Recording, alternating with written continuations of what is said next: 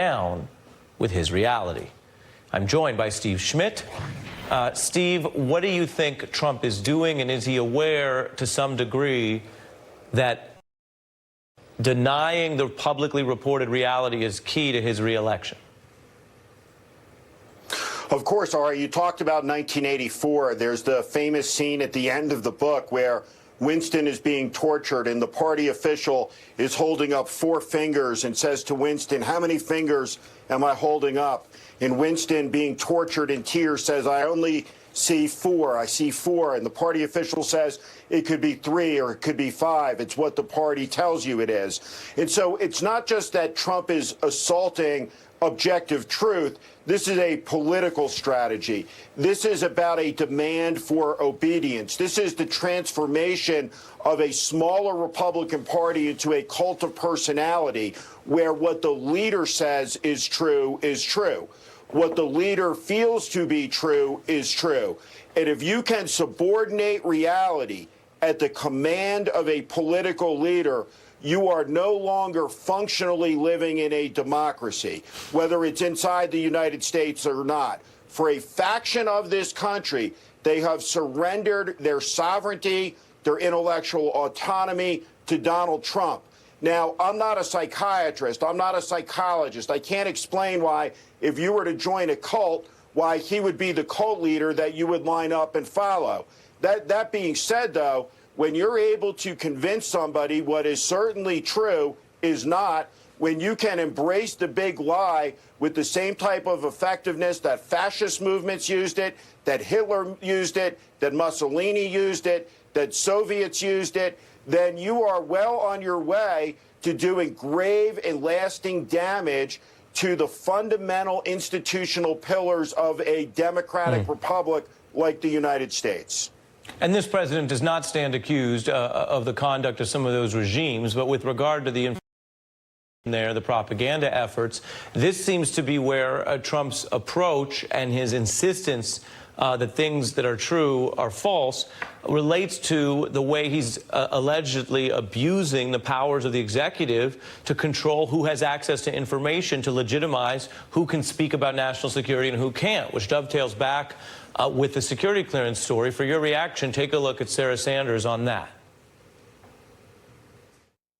Is Russia still targeting the U.S., Mr. President? Press, let's go. Make your way out. No, you don't believe that to be the case? I had a chance to speak with the president after those comments, and the president said thank you very much and was saying no to answering questions. The president is exploring these mechanisms to remove security clearance because they've politicized and in some cases actually monetized their public service and their security clearances, and making baseless accusations of improper contact with Russia or being influenced by Russia against the president is extremely inappropriate. Steve? Ari, it's not just that there's no other spokesperson for the executive seat of power in a democratic republic anywhere in the world where you see that type of lying. It's that there has never been a spokesperson for the executive seat in power who is such a prolific liar as Sarah Sanders. She is straight out of Baghdad Bob. It's truly remarkable the magnitude of her daily lying. But look, this is all part of a political strategy, and I've talked about it before. Trump uses mass rallies and constant lying to incite fervor in a political base. 2, he scapegoats minority populations and casts them to be blamed for every problem in the world. 3, he allows for his supporters to feel victimized by the scapegoated populations. Everyone is a victim in Trump Nation by design. It's part of the fuel. The last thing is the conspiracy, the coordination of the conspiracy between the deep state, the nefarious sources, the people when he talked about, for example, Clapper, someone got to him yesterday. And then lastly, the assertion that Trump is above the law by Trump himself, that Trump defines what is reality, that Trump defines what's truth, and that Trump asserts heretofore